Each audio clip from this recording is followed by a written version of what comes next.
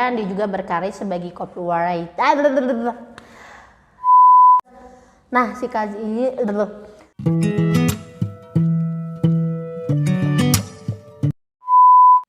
Halo Biblo People, jumpa lagi bersama aku Ayu.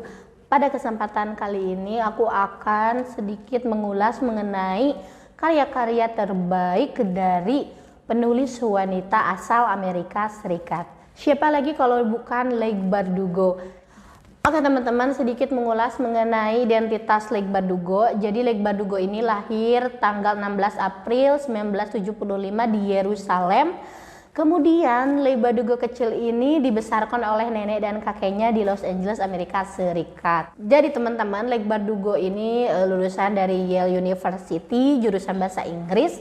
Nah, kemudian dia berkarir sebagai copywriting, penata rias, dan juga sebagai penyanyi di band Captain Automatic tahun 2006 sampai 2007, dan akhirnya dia menjadi penulis dari karya-karyanya yang bestseller.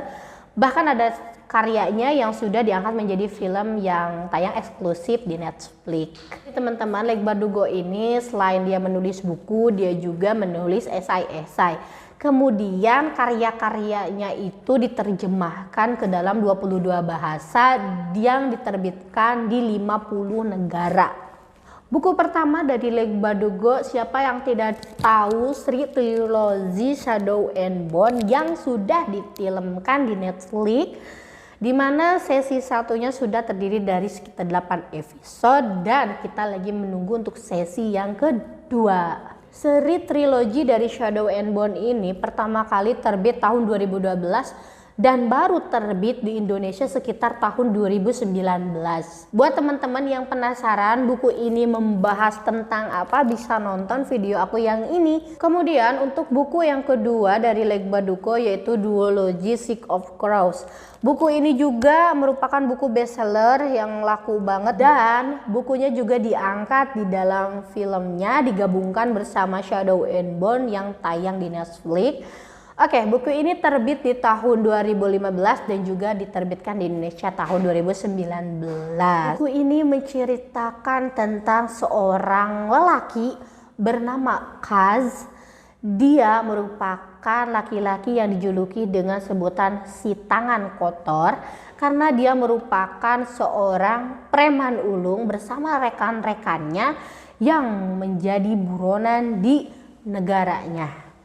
Nah, si Kaz ini ternyata mengemban tugas atau pekerjaan yang sangat berat sekali, di mana dia bersama rekan-rekannya antara hidup dan mati untuk mendapatkan pekerjaan yang nantinya bisa menghasilkan uang yang banyak.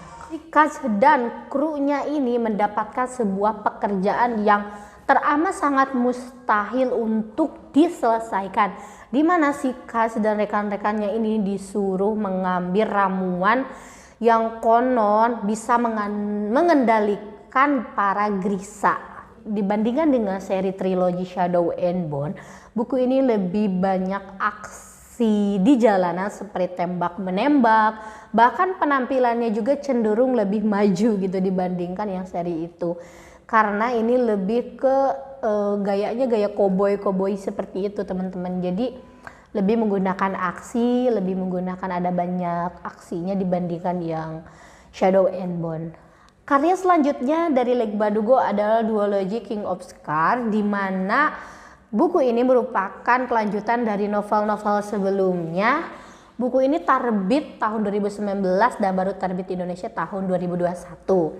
Nah, untuk Rule of Walls aku belum memiliki bukunya karena masih free order, jadi aku belum baca bagaimana sih cerita endingnya dari duologi ini. Namun secara garis besar novel Duology King of Scars ini lebih condong lebih ke membahas mengenai Raja Nikolai. Siapa sih di sini yang enggak ngefans sama Raja Nikolai? Jadi di sini menceritakan tentang Raja Nikolai yang mendapat kutukan dari The Darkling, yaitu si sang kelam, di mana dia menjadi setengah manusia juga setengah monster yang berusaha untuk mengobati atau menghilangkan kutukan dari The Darkling. Selain galau untuk mengobati dirinya sendiri, Raja Nikolai juga khawatir mengenai kerajaan Rabka yang masih labil, yang baru bangkit dari kekacauan perang saudara itu. Dan di sini juga lebih dibahas mengenai sosok Nina, yaitu seorang Grisa dengan kekasihnya Matthias. Jadi di sini lebih kedua sisi, yaitu Nina dengan Nikolai. Teman-teman, itulah karya Leigh Bardugo yang pernah aku baca. Semoga itu bisa memberikan referensi buat kalian yang mau membaca karya-karya Leigh Bardugo. Sampai jumpa di video selanjutnya.